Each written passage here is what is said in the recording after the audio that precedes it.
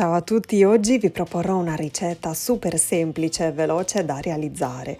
Se avete due patate, due pomodori e due mozzarelle a casa, non potete non preparare questo piatto che è di una bontà pazzesca, irresistibile. La caprese di patate, oltre che essere veramente elegantissima nella presentazione per via dei suoi colori e della sua composizione, vi conquisterà subito per il gusto strepitoso che ha. Un'idea salva pranzo o salva cena ideale per questo periodo. La proverete?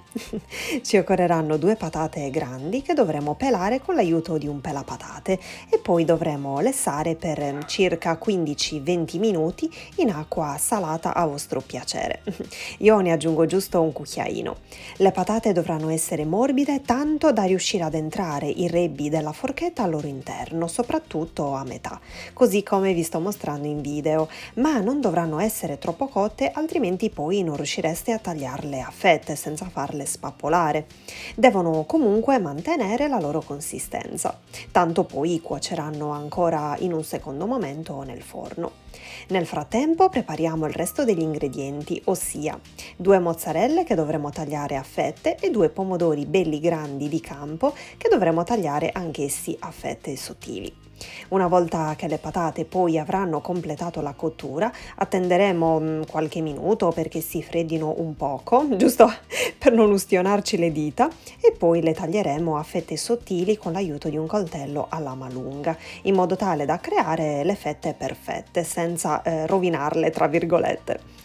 Continuiamo così come vi sto mostrando in video e ora prendiamo una bella teglia rotonda di circa 30-32 cm di diametro, la ungiamo bene con olio extravergine d'oliva e iniziamo a disporre tutto a giro e leggermente sovrapposte fra loro le fette di patate, pomodoro e mozzarella.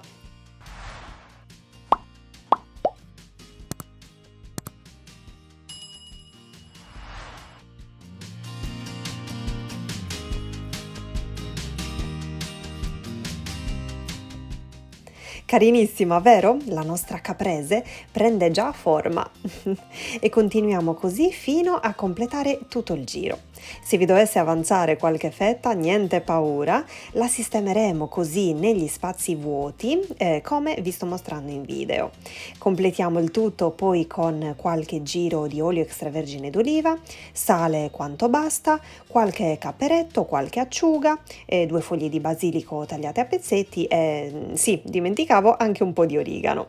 Certo, questa è solo un'idea che vi sto dando e vi sto mostrando appunto come la mangiamo sempre noi a casa, ma voi siete liberissimi assolutamente di personalizzarla come preferite e come più vi piace.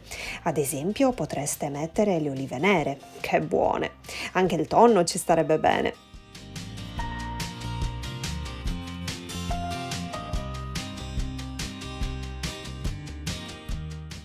Inforniamo a 180 gradi per 15 minuti circa o comunque tenetela in forno a seconda del grado di cottura desiderato o a seconda comunque del tipo di forno che avete.